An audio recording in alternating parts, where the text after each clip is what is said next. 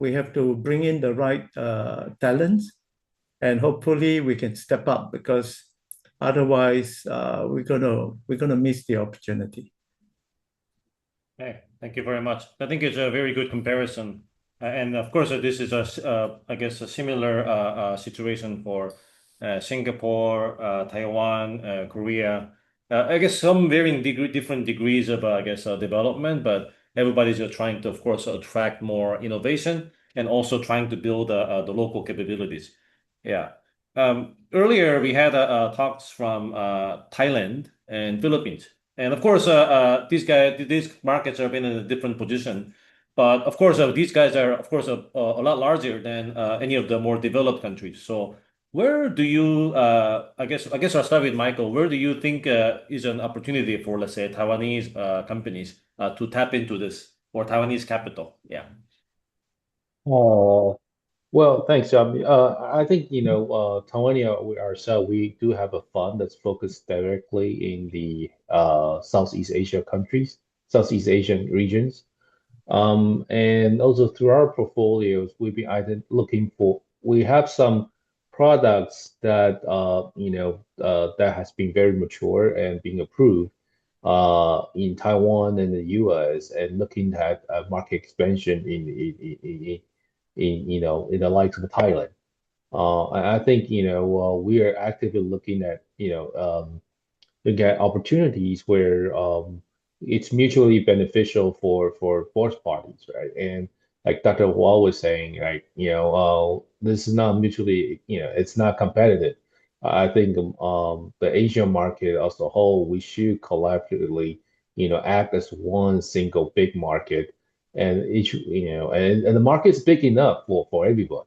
So I think, and we're continue looking at opportunities that, will take, I'm gonna say this, will take advantage of the strength for all the market that can offer. Yeah, thank you. I'll give the mic to Dr. Phua for the same question. I think before we do that, I'm actually aware that we have a vascular surgeon in our midst who is also working with devices.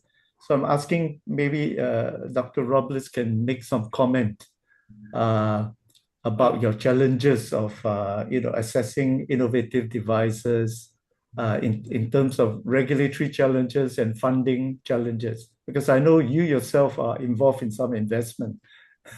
Peter, any comment? Thanks, Stephen. I thought I was going to hang back and stay quiet this morning, but it's really more food for thought this whole morning. I do agree with the Health Secretary about the regulatory framework needing to be in place before bringing in AI to disrupt, to fill the gaps. I thought that was very insightful. Yeah, I'm still trying to understand the applicability of Viseon in neurosurgery. I've asked some of my neurosurgery colleagues, but I don't think they're familiar with it yet. So it may be an adoption issue. Yeah. So yeah, coming to market with a new device, very challenging, because you've got to get buy-in from a lot of the local, surgeons and hospitals. It takes a while before traction sets in. Yeah. So those are my comments. Thanks very much. Maybe Peter Pete, you want to comment, particularly for your Excite device as opposed to Hubble. We'd like to hear more, as the 5-ALA image fluorescent target has been around for a long time. What is in your camera technology that makes it different from existing cameras? And have you been able to show that your technology in terms of the better imaging of using the 5-ALA, both for the blue and the white light, actually improve surgical outcome and speed up surgery for especially GBM? Pete, any insight? Yes, I'm here. Thank you for the question. The Hubble Excite has inside of the handle, both LEDs for white and the blue light. The blue light I'll refer to as the excitation light wavelength. The emittance, or where it comes out from the device, is 1 to 2 centimeters away from the tissue itself. So by having the proximity to the tissue and being driven by an LED, we avoid things like photo bleaching, and the fact that the button on the device is on the handle as well. It's instantaneous, pushing back and forth between white and blue light, which with our US surgeons have said it allows them to understand and see the margin better, because they like to remove the tissue under white light but see it in blue light when it's the cancer, and it's instantaneous. Loops that have the blue light into them, they're 35 to 50 centimeters away from the tissue. They have a large footprint of blue light, so everything appears blue. And so it's complicated. And then the headsets, the surgeons don't like to wear the headsets just for that feature. It has a foot pedal that you have to cycle through, and so it's considered a nuisance. But it's the better technology from our data that we've generated versus the Kinevo microscope or the Pantera microscope, where we have 4 times higher intensity blue light generated than those, because again of the distance between the light source and the tissue. But also we have better optics, and I think we have better software where we amplify the signal that is then pushed to the monitor for display. So all those things combined net us a better image. And we move very fast. As a startup, we did 5 feasibility cases. 3 of those were with microscopes, and 2 of those 3 cases, we saw significantly more tumor than what the microscope did. So inherently, if your goal is to get tumor out, which and in a GBM, it's a fast-growing tumor, you don't want to leave any part behind unless it's going to risk patients' other health and survivability or quality of life. So we've been very excited about it. It is early. Like I said, we received 510(k) clearance on October 11th. So we're 2 months out. We've done almost a dozen cases now. That's all. We're slowly moving this out and having adoption. We've been used out of those dozen cases in 4 different hospitals, and we are constantly opening up additional ones. But in the United States, one of the greatest challenges is the value analysis committee and the bureaucracy to get any product into a hospital that's new, even with a surgeon champion and the holiday season. But we are excited about it. I would think in about 2 months, we'll have doubled the number of centers and users using it. So, Pete, just as a follow-on question, how are the regulators going to decide what are your endpoints to show that you are better than the current imaging technology? Are you going for, I mean, of course, outcome of especially GBN is going to take a long time. But what about immediate outcome, like you get more surgical clearance, better, more tumor mass removed compared to the standards? What are the regulatory requirements for that? Well, from a regulatory standpoint, we have 510(k) clearance. So from an FDA perspective, we can be doing these cases right now. But I've been working with reimbursement consultants and others, and surgeons want more data, just like you're asking for. And we're looking at a registry study that's binary, looking at multiple points within a tumor itself, directly comparing a microscope to the Viseon Hubble Excite. So it will be, do you see it? Yes or no? Do you see it? Yes or no? And we think we need about 30 patients looking at 5 different sites to collect that data from the 30 patients. And in those 30 patients, we will probably look for between 5 and 10 different instances to compare that. If it matches anything close to what we saw with our early first couple of cases, we will know very quickly that it's going to be positive. The other thing that some of our surgeons have actually acknowledged is because it's so good at switching, because it's instant, everything is built off of the handle aspiration device, that they believe there's going to be significant time savings. That means something to the hospital administrators. So we will collect that data as well. And that may be more than just a simple registry, but we're still negotiating what that trial is going to look like.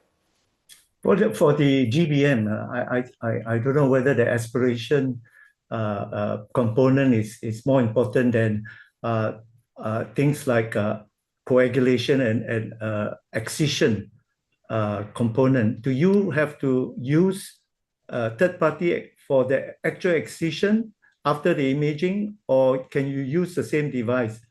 And I presume for GBM Excite, you would not have the aspiration kind of device that is already a component, right? Do you really need that aspiration itself? So today we are evaluating that. First of all, if there's another product to be developed because of that comment that you just made, we are looking at that. But the way the surgeons have used it thus far and the way we've produced the product, we can add nerve stimulation directly to it, so you don't need another instrument and probe to do that. The other part of how the US surgeons are using it is they will work with a instrument in both hands, and because the Excite has suction on it, they will use that as a steady place on the tumor and use the second hand, whether it's a second sucker or a pair of forceps, a bipolar, as a second means of putting tension on that tissue to try to strip it off of the healthy brain itself. So they have been using it. It's not just been a camera, or it hasn't been just a light, but there have been plenty of feedback and comments of, could you do this? Can you do that? One of the more interesting things that I put in the chat is adding it to an ultrasonic aspirator. So that is something that, is useful as you try to remove the more challenging rind part of a GBM, where you might want more than suction only. And that's something we can easily do. We have that technology. And then just as a follow-up, since you mentioned fluorescein, we know the wavelengths. We can change our product to have another version for fluorescein as well. So I think the key in GBM is excision. So your current device can excise the tumor, but you just mentioned that you can separate it, but can you actually help? Do you need a third-party excision device along with your imaging device? Most surgeons that operate that we've observed want to use two instruments, and whether it's again a second sucker, a bipolar, but the GBMs are relatively softer tumors and the majority of them can be aspirated. It's the skin or the rind that may be more challenging, but it's as simple as they do come out in pieces. So they'll lift the whole device out of the brain with a 4x4. They'll just wipe it off and immediately return and continue their work. Maybe a last question on the pricing of the material. Is it going to be as competitive like you have presented for your ICH for the Hubble for the GBM indication? It will be lower than standard? So there is not much comparison in the tumor products because for the most part, the surgeons are using loops or their microscope and reusable instruments. We're going to have to do some kind of a study comparing the extra cost of the microscope upgrades for the blue light, the maintenance, and things like that as a comparator. So far, this in the United States, again, the 5, 6 accounts I'm in, there has not been any pushback to the price. And then with the reimbursement company and the new technology add-on payment opportunity in the US, they think there's ample room to add on additional reimbursement with the positive study results. And with that, our plan will be essentially to share that difference with the hospital to further motivate them. At a $7,000 price point, I'm in excess of 90% margin. Okay, great, Pete. I think like what Professor Robles have said, I think we will, for you to make this device, especially of its benefits, better known, we probably at later stage will have to get you to invite some of the the surgeons, the neurosurgeons involved in your experiences now to share their experiences with the neurosurgeons here. All right? Okay, thank you very much. Welcome. Thank you. I do want to open the floor for the audience to ask any questions for the speakers. Yeah.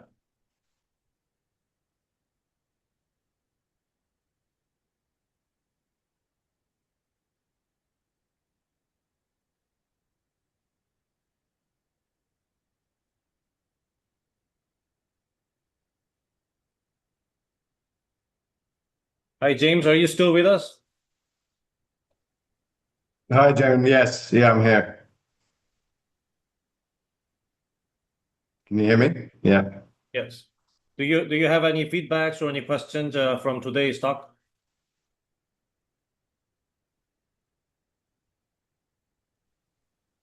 Yeah, hold on. Just bear with me a second. Yeah. Yeah, no, thanks for Michael for your presentation. Also, Pete, that was great. Yeah, I mean, just in terms of capital markets for early stage medtech, so our kind of position is still the same. It's interesting. Obviously there's a lot of capital in Asia, potentially willing to be deployed. Trying to find that capital and bring them along the journey is a little bit more challenging. I think in the US you have a lot more. There's probably a lot more sort of first in kind innovation. I mean, I'm talking about medtech space. And then the capital market's much deeper and there's more specialized investors. The value creation is usually more related to the US, so that kind of ecosystem is more attuned. So I think although the Asian investors often, if they're sort of more generalist and they tend to be more syndicated in their approach and they want to sort of follow on. But I think if they have more insight and feel confident with the information they're being provided and the value creation opportunities, then I think it can open up the market in Asia quite a lot. But I always get the impression that people are a little bit kind of nervous to make the decision themselves. They feel kind of removed from the real value is sitting in the regulatory processes, the innovation perspective in the ecosystem in the US.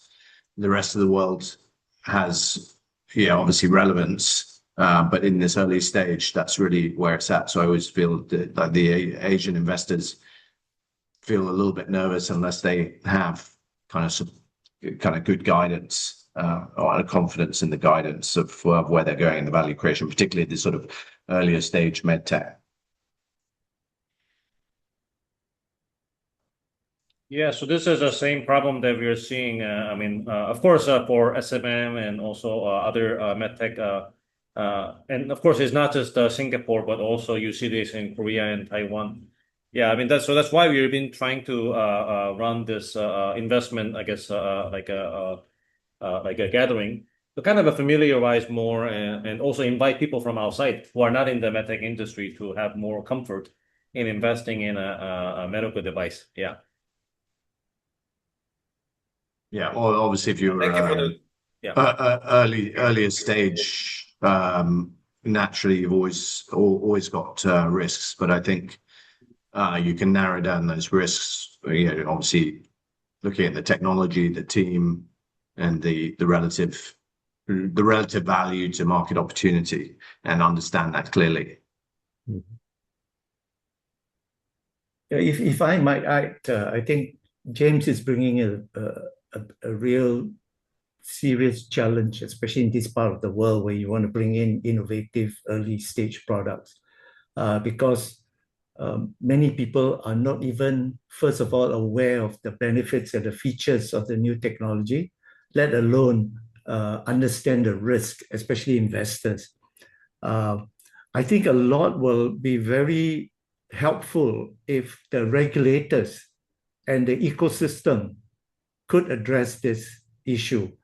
Even for Singapore, for example, while HSA, the Health Science Authority, has done a fantastic job over the years, you know, beefing up their regulatory experience and expertise, not just complying to the International Congress of Harmonization in terms of technical dossier to be submitted, but they have actually done a few first-in-human study globally in the last 5 years because they've beefed up their expertise. But I can tell you that there are many other stakeholders required to step up. For example, we have seen some of Singapore local spin-off getting regulatory approval for clinical study, but the ethics committee in the hospital are just taking too long.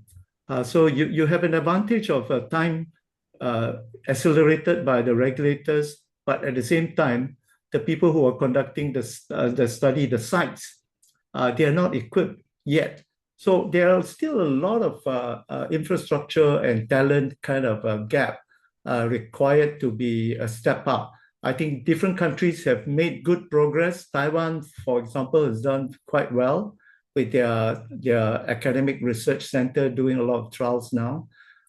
We have to keep improving so that at the end of the day, the time to market should not just be reliant on the West. We've reached a stage now in Singapore, in this region, where I believe there is already enough talents and good infrastructure for us to accelerate so that we don't always have to look to the West. Of course, they will always be a good example, but if you keep looking to the West, a lot of the innovation that is coming up from Asia will never have a chance because you then got to, you know, find a place to go to the US to establish all your developmental program, not only getting FDA, but also CMS reimbursement kind of approval. So yes, we are a long way in the game still to step up. Singapore is aware, and I think, you know, we will still continue like you, Taiwan and Korea, to step up in all these areas. Yeah, if I may just add a little comment to that, I think, Dr. Phua, you're telling that, the ethics committee, right, the IRBs always take very long. But we do see some quite improvement. But I think a lot of time it's the company has to have to build relationship with the hospitals, so that take a little bit of time to materialize. And remember, these bureaucrats, if I may say, they are concerned about not just about they have many factors to consider when they try to approve certain procedure to be to get started with, right? And a lot of time we hear like, okay, it's great, but why don't you get the IND or IDE first, and then we'll come back and review it. But I do see with a change certain on some of the directors levels at some of the administrations, agencies, excuse me. I do see that the the willingness to take some more risk, it's getting a little bit better, but they're not still at a level where like the US FDA or EMA, right, are willing to really open up. So there's still room to improvement, but I would say, really, when it comes down to the hospital level, really has a lot to do with how you keep maintain relationship with the PIs, with the hospital, so they can be championing for you, when doing the IRBs. Yeah, I agree. I think a lot of them requires training. I can tell you some of the IRBs, even in our best sites here in Singapore, have members that have never been in IRBs and never really understood what their job is. For those, I mean, now increasingly they want to have patient kind of representative in the IRB, and those are the worst. They are the ones that is always, you know. Making sure safety is right to its peak first, even though it's some developmental asset, there's no way you can guarantee safety. You got to do the test. So look, I think we have to do this, but unfortunately, I can tell you we do have a lot of investors, just like Taiwan. We do have sovereign funds, we do have family office who wants to invest, but when they look at all these challenges, people are not able to convince them that all this risk and delay and approval and clinical trial development in this part of the world is not going to be removed to the extent that even James, who is a distributor, is facing this problem, let alone, investors. Investors, if they don't see how the expertise are going to be developed to deal with all these challenges, especially regulatory and development speed challenges, nobody's going to invest, especially these assets that are in the early stage where, everybody says the value of death, there's a very high risk, especially in first in man or phase 1, phase 2 type development stage. So I have been in investment for 10 years now, a part of the sovereign fund. I can tell you, we have to build those expertise to learn how to deal with the risk, to learn how to really engage, like you say, with the academic centers, the sites who are doing the development. We have to actually help them to move into the best practice and understand what this is all about. It's a very long journey, and I'm afraid that many of our healthcare investors, especially in Asia, family office, they are not familiar with all this. And this is the reason why, although we are seeing a lot of deal flows coming through to HVL, especially this early stage kind of deal flows, it's very hard to get funding for them. And Pete, this is just trying to manage your expectation about getting funding in Singapore or the region. I have faith in us.